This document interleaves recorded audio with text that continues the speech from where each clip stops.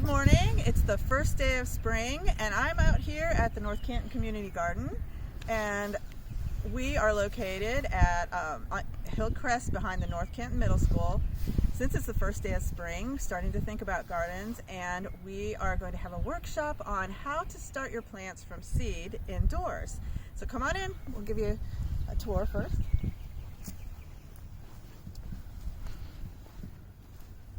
These are the beds that get rented out, and we have the public center part with our water and our brand new picnic table.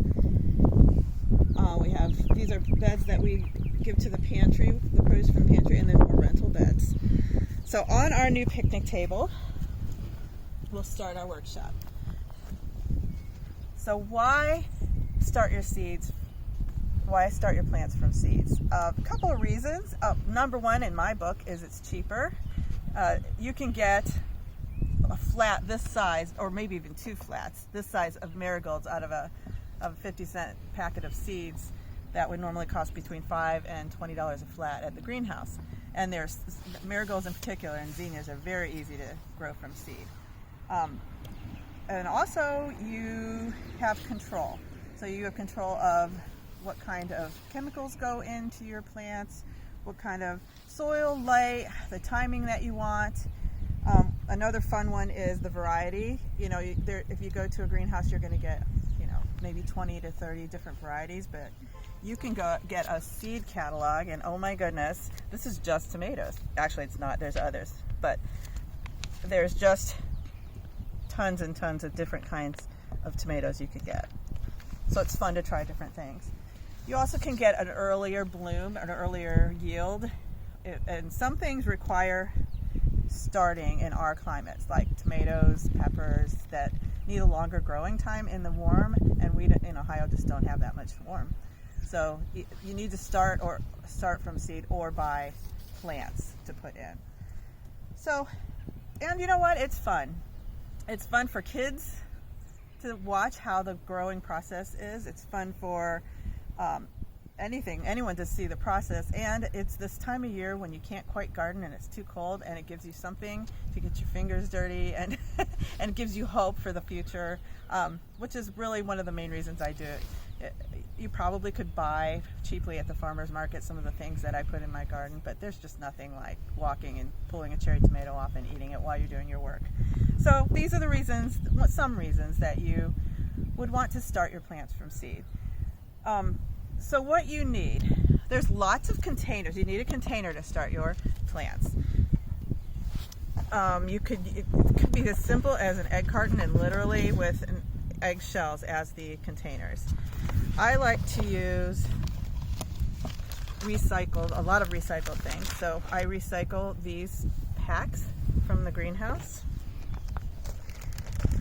It's a little cold out here, so I'm keeping it warm.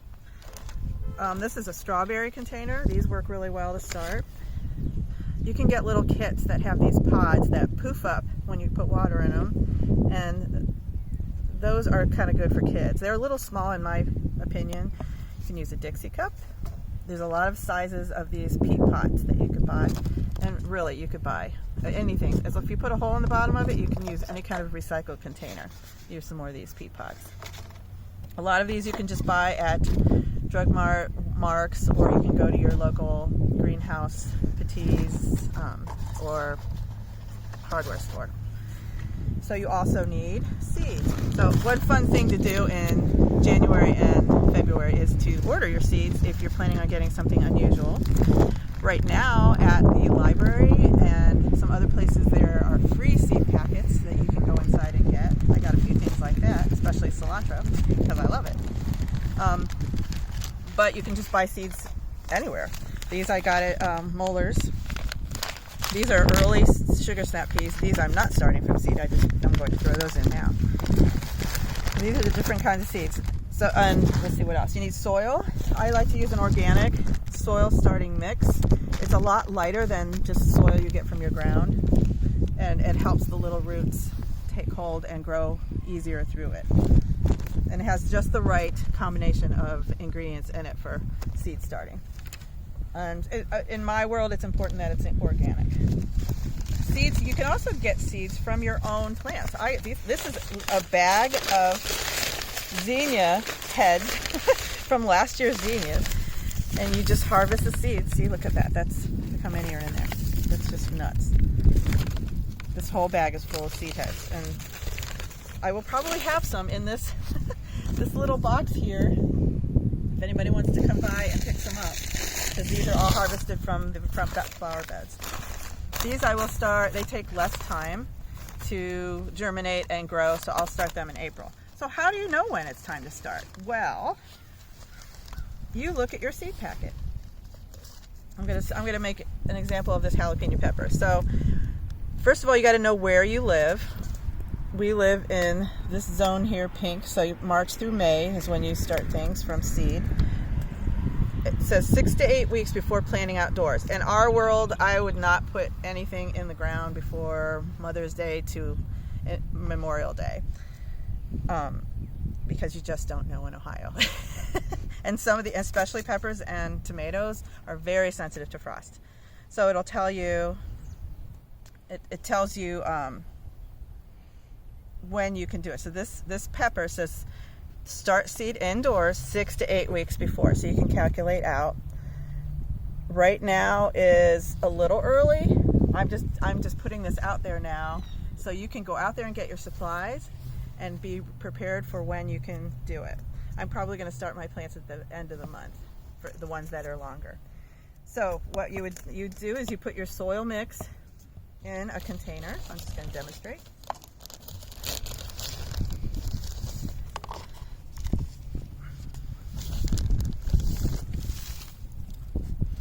And water. Sometimes I mix a whole bunch of the soil mix in water and put it in a container.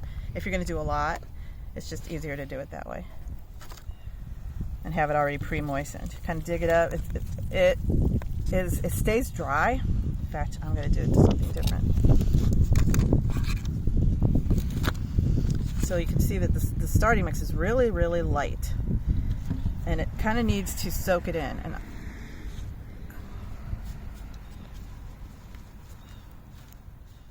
it's starting. Okay, so you know if you're at the right time to grow, and now you have your soil in your container. And now, how do I know where to put the seed? Well, you look at your handy dandy back of your seed packet. It says planting depth 1/4 inch. If you don't know, a good rule of thumb is double the length of the seed. Some things like lettuce, you just sprinkle on, and rather than try to put one tiny little seed at a time. Some seeds are really big and it's super easy to do that. Okay, so I'm actually going to do this so we can see it. All right, so I'm going to put my jalapeno seed in there. I would put 3 seeds in to make sure somebody grows.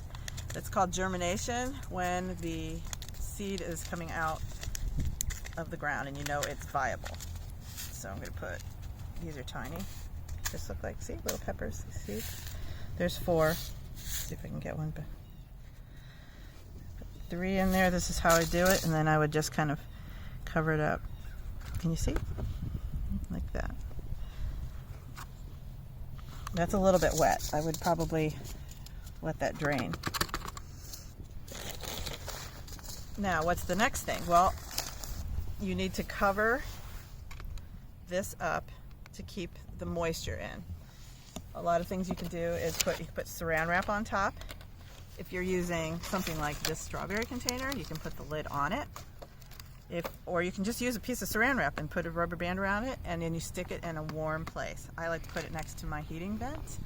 Or if you have a heating pad, this heating pad is actually for reptiles, but it works really well. You can put your whole flat on it, and the warm soil, because I have it in my basement a lot of times, this keeps the soil warm and you have faster germination time. It will still work without a heating pad. It just takes a little bit longer. So, and the other thing, and then so what you would do is you check it every day, because once the little green starts popping up, it's super important. Then that is when you start venting. You have to vent So suppose this is in here and it's closed next to your heating vent. You see the little green pop up. So this is what it'll be, even like, look there. See, when it's even before that, when you start seeing that happen, it needs vented. If you don't vent it, and I made this mistake many times, it starts to get moldy and you have a much less chance of having a healthy plant. So you open it up when it starts, and it could be, oh, when it's warm, it could be in a dark place. You don't need light for that. As soon as that green starts, you need light. So you need to put it into your sunny window, or you can use a grow light that plugs into some kind of a socket. Or I use this under cabinet light that I mounted on a piece of wood, and it has hooks on it to put a chain in my basement. And you put it as close as you can, and then as the plant grows, you raise it up. And it's just an LED light, but it works really well.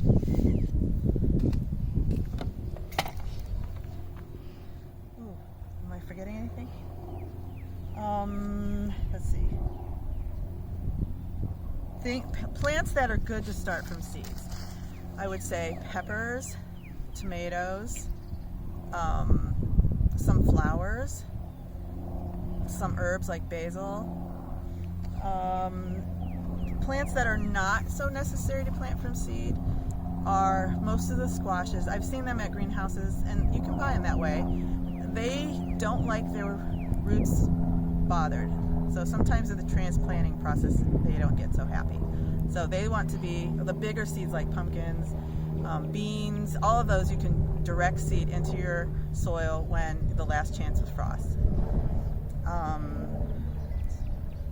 Let's see, what else? Oh, important. When you plant, really super important, mark with something. Many things can be markers. We have tongue depressors. I save these from blinds. This year I think I'm going to use stickers that are actually on the container, because last year I got some tomatoes mixed up. So on the container itself, you write on it and say what it is so that you know. Jalapenos.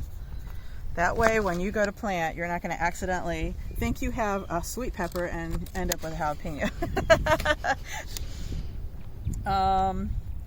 Let's see what else.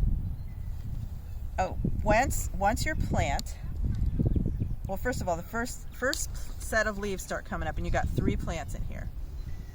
You really don't want 3 plants in here. You only want 1 plant in here. And this is going to be a little bit hard, but when it's about this tall, you pull out 2 of the weaker ones and leave the stronger middle one, or the one in the center, if there's some weird one off to the center, off to the side, so that there's 1 plant per container, or 1 plant per section, or 1 plant per, like, it's time for me to do that with these. I should show you how I do it, right?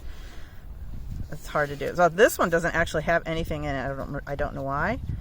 You could pull one of these out, see, and stick it in there and hope that it lives. I'm trying to do this on camera, but I would pull this one out. Sorry, buddy. And then you have it thin from 1 per thing.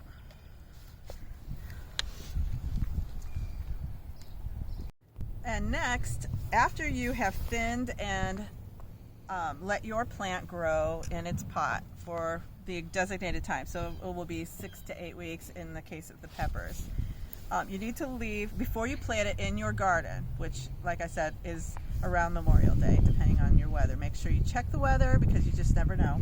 We have had frost in June before. But you have to do something called hardening off. And what that is once the plant grows to a certain height, it's used to the indoor environment. It hasn't had direct sunlight or wind blowing on it, or some of the harsh things that nature puts on it, especially like cold evenings. So what you do for a couple weeks, you just take your plant outside on a warm day in the shade, or on a cloudy day, and you let it sit out there for a few hours, and you gradually bring it out longer and longer. You could put it under a tree or something like that. And it starts to do its hardening off, and it starts to be able to tolerate, and it grows a thicker stem, and the leaves grow hardier, and it will be able to withstand going in your garden much better. Because sometimes if you don't do that and you pick the 80-degree day that you happen to get at the end of March and you throw it in your garden, at noon on a sunny day, and you go out 2 hours later and they're all flat on the ground because they weren't hardened off and they couldn't take it. And all that work you did has been gone. So that's an important step to do. It shouldn't be too much effort. It sounds like a lot, but it really isn't. And even if you do it the week before, gradually. And then when it's time to plant, don't pick that 80-degree day at noon. Pick a cloudy day at least. A misty, cloudy day would be amazing. And then plant it how you're going to plant it. Almost all plants you plant to the soil line. So you put your pot in, and let's see if I don't think this will come out, but you plant to the soil line. So the rest of the soil will be like here. The exception to that is tomatoes. There's the old farmer's way of putting as much of the stem in the ground as possible, and it grows roots from every part that's in the ground. And that's actually true, it does that. But it's not necessary. You can do that though, my dad did. So when you put your plants in the ground though, it will need regular watering until it's taken hold. And you'll know when it's taken hold when it starts to shoot out new growth like crazy. And then you can water it less often, and more water less often later. So really every day you water your garden until the new growth starts, and then you let it dry out between waterings. And that's it. If you have questions, you can ask questions underneath on the comment section, and we'll try to get back with you. I also wanted to just mention that the community garden has a fundraiser. We just have one fundraiser, and we go to 720 Market, and we sell concrete stones that have embossed words in it, similar to this. We have there's more over here. Here's another one. Here's a round one. These two shapes, and we're also going to have a little craft using making little stones for cheap or free. We haven't figured that out yet, but so get gardening, and I hope you enjoyed this video.